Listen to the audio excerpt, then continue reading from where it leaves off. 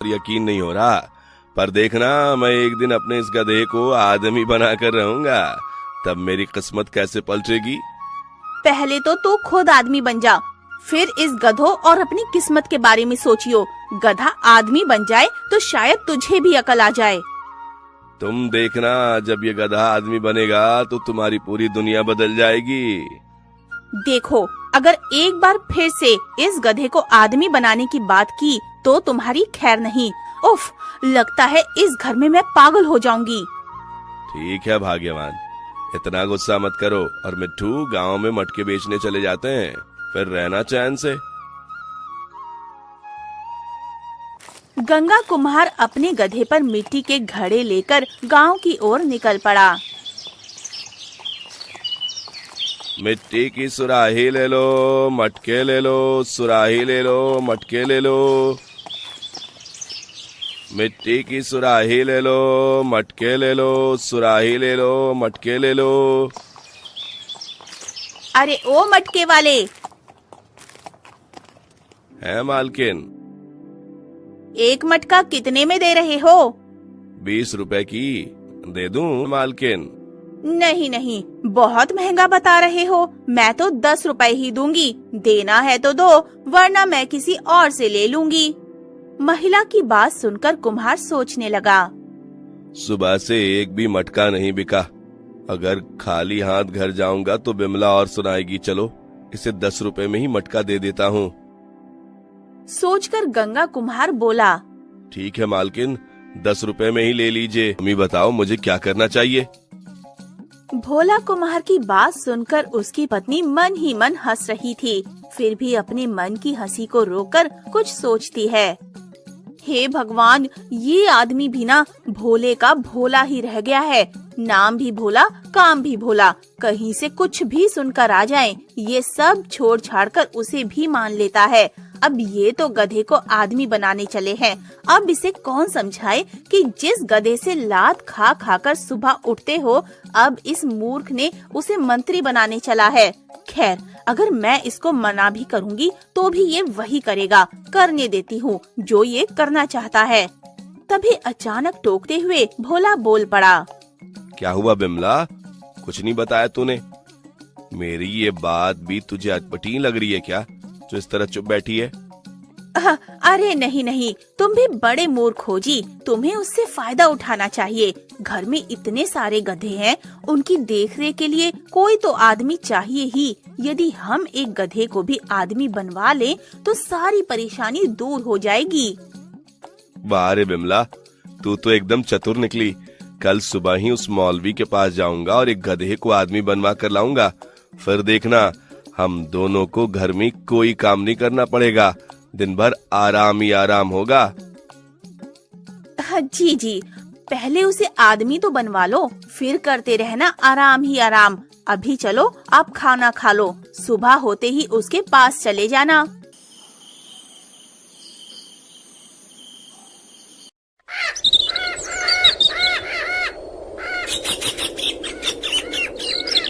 दूसरे दिन सवेरे ही कुम्हार अपने एक गधे को लेकर मौलवी के दरवाजे पर जा पहुंचा। मौलवी कुम्हार और उसके गधे को देखकर चौंकते हुए बोला, अरे कौन हो तुम और इस गधे को लिए भीतर क्यों चले आ रहे हो? निकलो यहाँ से बाहर। रहम कीजिए मौलवी जी, दया कीजिए इस गरीब पर। बस दया करके इस गधे को आदमी बना दीजिए। क्या ये तू कहीं का पागल तो नहीं हो गया? गधे को आदमी बना दूं? कहीं भांग गाजा पीकर तो नहीं आया सुबह सुबह? कहीं तेरा दिमाग घास चरने तो नहीं गया है? गधे को कोई आदमी बना सकता है भला? अरे नहीं नहीं मौलवी जी, इस तरह मत बोलिए। मैं सब जानता हूँ, आप महान हैं। आप मुझ पर दया कीजिए। चल निकल यहाँ से। आ गया सुबह सुबह मनहूस कहीं का। गधे को आदमी बना दो? कोई गधे को आदमी बनाता है? चल भाग यहाँ से मूर्ख। लेकिन मूर्ख कुमार ने मौलवी की एक ना सुनी और उसके पैरों पर पड़ते हुए गिड़गिड़ा उठा। मौलवी जी, आप बहाना बना रहे हैं। मैं जानता हूँ कि आप महान व्यक्ति हैं। आप किसी गधे को आदमी और आदमी को मुर्गा बना सकते हैं, तो क्या इस बेचारे गधे को आदमी नहीं बना सकते? कल ही तो आप लड़के से कह रहे थे आपने बड़े बड़े गधों को आदमी बनाया है। कम से कम इसको भी इंसान बनाकर इंसानियत का पाठ पढ़ा दीजिए। चारा तो खुद खा लेता है, अगर रोटी बनाने लायक हो जाएगा तो मेरी बेबी को थोड़ा आराम मिल जाएगा। एक बार मुझ गरीब पर भी तरस खाइए मौलवी जी। तुरंत मौलवी को सारी बातें समझ में आ गईं और वो सोचने लगा। ओ, तो ये बात है। अब मैं समझा सुबह सुबह ये मूर्ख इस तरह क्यों बोल रहा है। कल मैंने लड़के से मजाक में कहा था मैंने बड़े बड़े गधे को आदमी बनाया, और इस मूर्ख ने उसे सच मान लिया। चलो, ये मूर्ख खुद ही यहाँ मुर्गा बनने आया है तो क्यों ना इसे कुछ ले लिया जाए। कुछ सोचने विचारने के पश्चात गंभीर होकर कुम्हार की ओर देखते हुए मौलवी बोला, देखो, ये आसान काम नहीं है। तुम्हारा गधा आदमी तो बन जाएगा, लेकिन इसे आदमी बनाने के लिए 2000 रुपए और 2 माह का समय लग जाएगा। मौलवी के मुंह से इतना सुनते ही कुम्हार की खुशी का ठिकाना। वो जल्दी बुलाइए, कब से उसे देखने का मन हो रहा है। अरे भाई, क्या बताऊं, तुम्हारा गधा तो बहुत ही होशियार निकला। मौलवी ने तुरंत एक झूठी कहानी उसे सुना दी। आदमी बनते ही वो यहाँ से भाग खड़ा हुआ और सीधा राजा के पास नौकरी के लिए जा पहुंचा। राजा भी उससे बहुत प्रभावित हुआ और उन्होंने उसे अपनी राजधानी का थानेदार बना दिया। आए, इतना समझदार निकला वो गधा। उसका गधा बहुत होशियार निकला। ये जानकर कुम्हार बहुत प्रसन्न हुआ। मौलवी साहब, आप मुझे जल्दी से उसका पता बता दे। मैं अभी वहाँ जाकर उसे अपने घर ले जाऊंगा। आखिर मैंने अपने काम के लिए उसे गधे से आदमी बनवाया था। राजा से ज्यादा मुझे उस होशियार की जरूरत है। मौलवी भी चतुर था। उसने एक थाने का पता बताते हुए कहा, जब तुम अपने गधे को लेने जाओ तो उसके मुंह में लटकने वाले चारे का थैला जरूर लेते जाना, वरना तुम्हारा गधा तुम्हें पहचान नहीं पाएगा। आप ठीक कह रहे हैं मौलवी जी। आखिर अब गधे से आदमी बन गया है तो अपने मालिक को इतनी जल्दी कैसे पहचान पाएगा। उसके बाद कुमार मौलवी से विदा लेकर अपने घर की ओर चल दिया।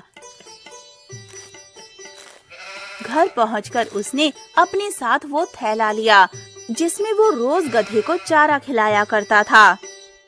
बेचारा कितने दिनों से भूखा होगा, कुछ खाने पीने का सामान डाल लूं। मेरा प्यारा गधा अपना मनपसंद चारा खाकर जरूर प्रसन्न होगा। फटकारते हुए बोला, दफा हो जाओ यहाँ से। अगर किसी ने तुम्हारे साथ मुझे देख लिया तो बिना बजाए मैं भी मारा जाऊंगा। भागो मूर्ख कहीं के।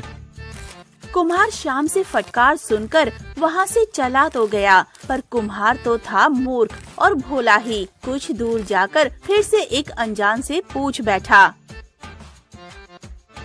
ए भाई, तुम ही दया करके बताओ ना, यहाँ के थानेदार कहाँ मिलेगा। वह बड़ी मुश्किल से मैंने उस गधे को आदमी बनवाया था, लेकिन वह कमबख्त बिना बताए भाग निकला और यहाँ आकर थानेदार बन बैठा है। मैं बहुत देर से उसे ढूंढते हुए भटक रहा हूँ, पर कोई मेरे थानेदार गधे का पता नहीं बता रहा। उसी थाने के 2 सिपाही गश्त लगाते हुए वहीं कुछ दूरी पर खड़े होकर कुम्हार की सारी बातें सुन रहे थे। उसकी बात सुनकर दोनों सिपाही चौंकते हुए आपस में फुसफुसाने लगे। अरे सुना, ये मूर्ख क्या बक रहा है अपने थानेदार साहब के बारे में। हाँ हाँ, हमारे थानेदार साहब को अपना गधा बता रहा है। चलो चलकर उसकी खबर लेते हैं। दोनों सिपाही कुम्हार की ओर आने लगे, जिसे देखकर कुम्हार के पास खड़े दोनों लोग भागते हुए बोल पड़े, अरे भाग जा मूर्ख, वरना अब तुम्हारी खैर नहीं। गंगा कुम्हार को उसकी बातों से कोई फर्क नहीं पड़ा। चलेगा। एक पल के लिए दोनों सिपाही कुम्हार की बात सुनकर सकपका गए, लेकिन दूसरे क्षण क्रोधित हो उस पर डंडे दिखाते हुए बोल पड़े, अबे साले, हमारे साहब को तू गधा कहता है? ले चलो इसे थानेदार साहब के पास। जब हवालात में बंद करके डंडों से पिटाई होगी तब अकल आ जाएगी। अरे सिपाही भैया, मैं कब से खुद उस गधे थानेदार से मिलना चाहता हूँ, पर मुझे कोई इस गधे का पता ही नहीं बताता। अब अच्छा हुआ तुम दोनों खुद ही मुझे उस गधे के पास लेकर जाओगे। गंगा कुम्हार की ये बात सुनकर तो जैसे दोनों सिपाही के खून में आग लग गई थी। गंगा कुम्हार को डंडे से पीटते हुए सिपाही थाने ले जाने लगे। इस समय जितना मारना है मार लो, पर इतना याद